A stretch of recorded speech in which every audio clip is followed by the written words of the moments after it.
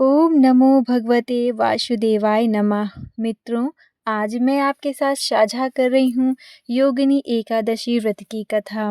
उससे पहले अगर आप मेरे चैनल पर नए हैं तो प्लीज़ चैनल को कर लीजिएगा सब्सक्राइब और वीडियो को लाइक शेयर ज़रूर कर दीजिएगा।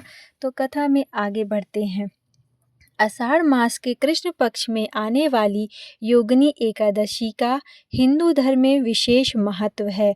पौराणिक कथा के अनुसार इस व्रत को करने से व्यक्ति के सभी पाप नष्ट हो जाते हैं, भयंकर कोढ़ कुष्ठ रोग से मुक्ति मिलती है और अंत में स्वर्ग की प्राप्ति होती है। योगिनी एकादशी व्रत की कथा। पौराणिक कथा के अनुसार स्वर्ग की नगरी अलकापुरी में कुबेर नाम के राजा रहते थे।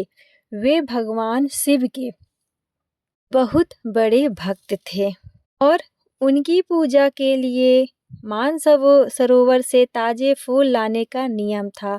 कुबेर का एक यक्ष सेवक था जिसका नाम हेममाली था, जो फूल लाने का कार्य करता था।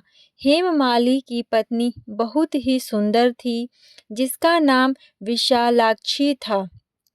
एक दिन हेममालिनी मानसरोवर से फूल तो ले आया, लेकिन अपनी पत्नी के प्रेम में इतना लीन हो गया कि वह समय पर कुबेर के दरवाजे में फूल नहीं पहुंचा सका।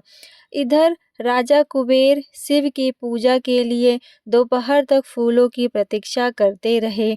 जब हेममालिनी नहीं आया तो कुबेर ने अपने सेवकों को कारण पता करने भेजा।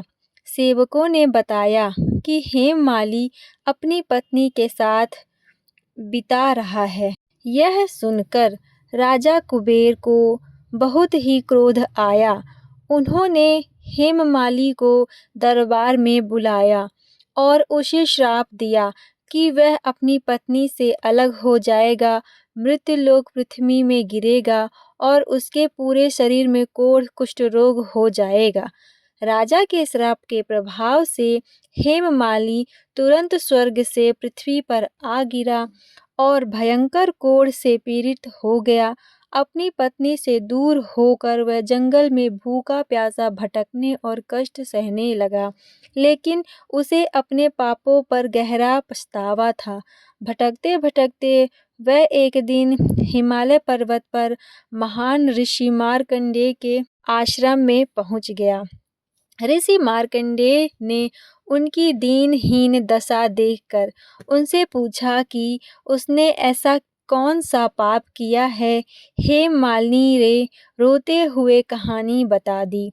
उसकी व्यथा सुनकर ऋषि मार्कंडेय ने उसे आषाढ़ मास के कृष्ण पक्ष की योगिनी एकादशी का व्रत के बारे में विधि विधान से करने की सलाह दी।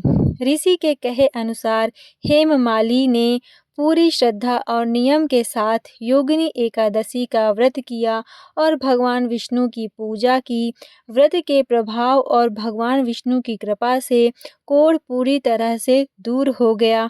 वह वापस अपने असली सुंदरता और स्वरूप में लौट आया और अपनी पत्नी के साथ सुखपूर्वक जीवन बिताने लगा।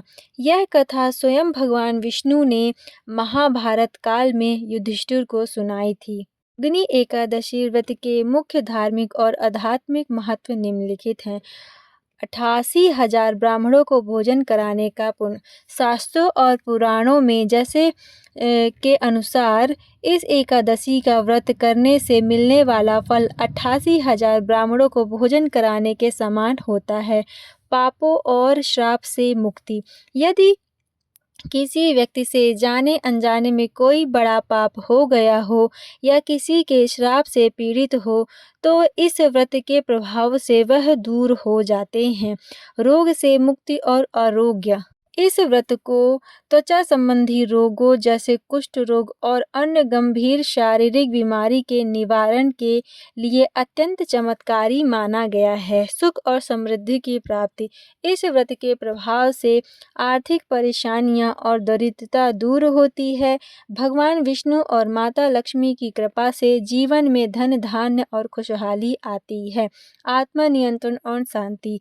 उपवास के दौरान मंत्र जाप और विष्णु सहस्रनाम का पाठ करने से मन को शांति मिलती है और भक्ति आध्यात्मिक शुद्धि भी प्राप्त होती है। जो भी व्यक्ति इस योगिनी एकादशी व्रत का सच्चे मन से पालन करता है, अत्यंत ही उसे इसके परिणाम स्वरूप फल अवश्य ही मिलते हैं। विष्णु सबके कष्ट को दूर करे, सबकी मनोकामना को पूर्ण करे। ओम नमो भगवते वासुदेवाय नमः।